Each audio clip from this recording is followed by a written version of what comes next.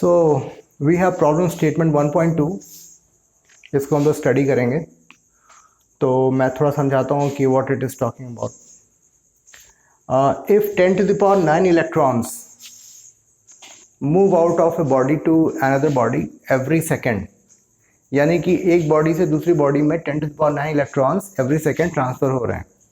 ठीक है, तो what is being asked, how much time is required to get a total charge of 1 coulomb on the other body.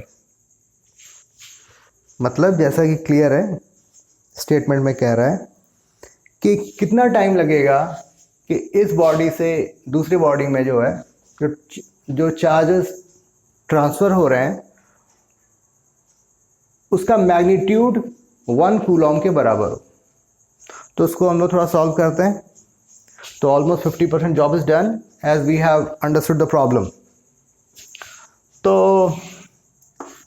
10⁹ electrons are getting transferred in 1 second. So 1 electron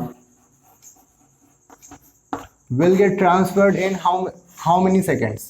1/10⁹ seconds. So 1 electron is equivalent to 1.6 into 10⁻⁻19 coulomb charge.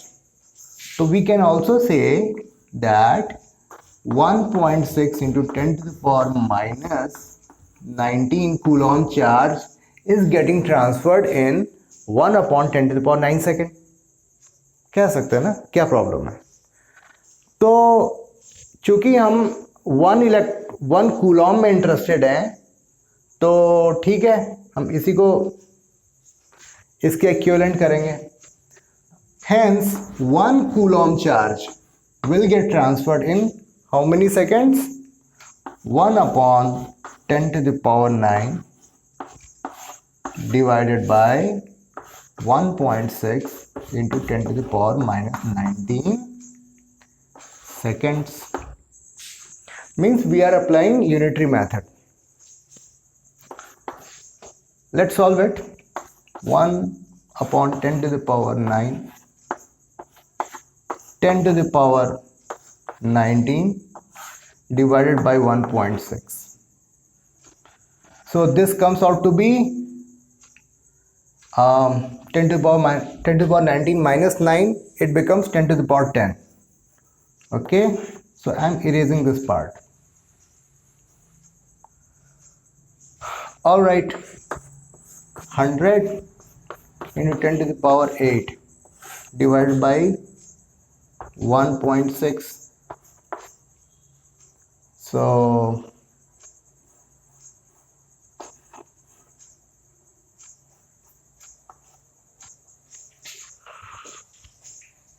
6.25 into 10⁹ second. I hope this should be the answer. Let me verify it. 10 into 10⁹, 10 divided by 1.6, so it becomes 116, 6.25. Perfect, very good. So but let's realize this part. Means what is the size of this much second? ये कुछ ज़्यादा समझ में नहीं आ रहा है ना. 6.25 into 10⁹. तो क्या अगर हम थोड़ा इसको अच्छे तरह से रियलाइज़ करना चाहते हैं तो इसको अगर मिनट में कन्वर्ट करें या उसके बाद फिर आवर में, फिर डेज में, फिर ईयर में. Because this number is huge. 10⁹ 10⁹ means I guess 10 crore. तो इसको थोड़ा कन्वर्ट करके देखते हैं कि कितना आ रहा है. तो बहुत ज़्यादा ईयर में आने वाला है, तो इसको मैं थोड़ा सॉल्व करके दिखाता हूँ आपको.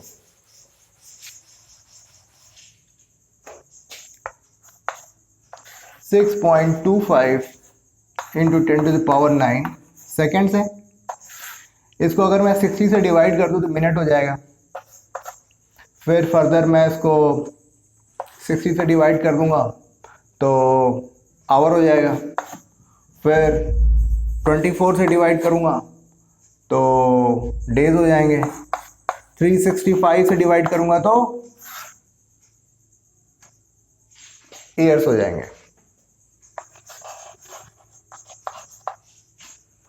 थोड़ा इसको समझने की कोशिश करते हैं कि कितनी वैल्यू आएगी। 6.25 into 10 to the power 9, 3.6 into 10 to the power 3, 2.4 into 3.65 into 10 to the power 3. Okay, so these powers will get added up.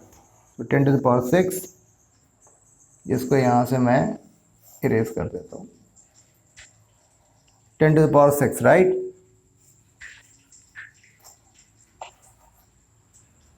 Good. So 6.25 into 10 to the power 3 divided by,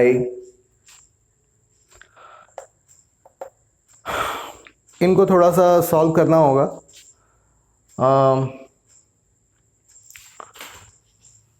Let's say 336, 24, so it becomes 72, 12, 24, 2,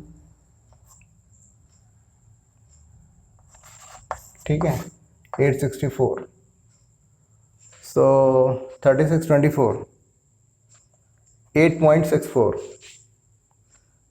this we have solved। और इसको जो है 3.7 से multiply कर देते हैं, 8.64, 3.7, so 2,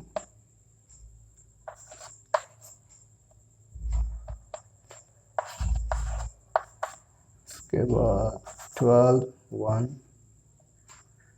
19, 1, 25, 8, 6, 9, 11, 3, तो 1 2 3 1 2 3 यानी 32 के आसपास आ रहा है, 32 आ रहा है। when we multiply these terms it becomes 32 around into 10। हाँ, तो इसको आप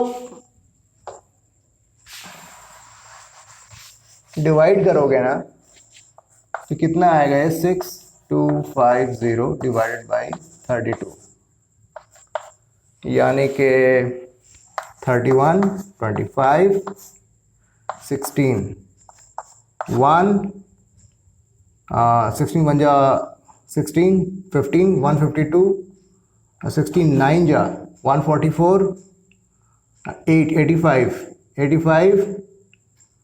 तो approximately 196 years। so इसको हम लोग थोड़ा सा रियलाइज कर पा रहे हैं कि कितना टाइम लग जाएगा। so just in order to transfer 1 coulomb of charge from one body to the other body, it will take almost 196 years. It is huge time. Okay, so this was all about question number problem statement 1.2.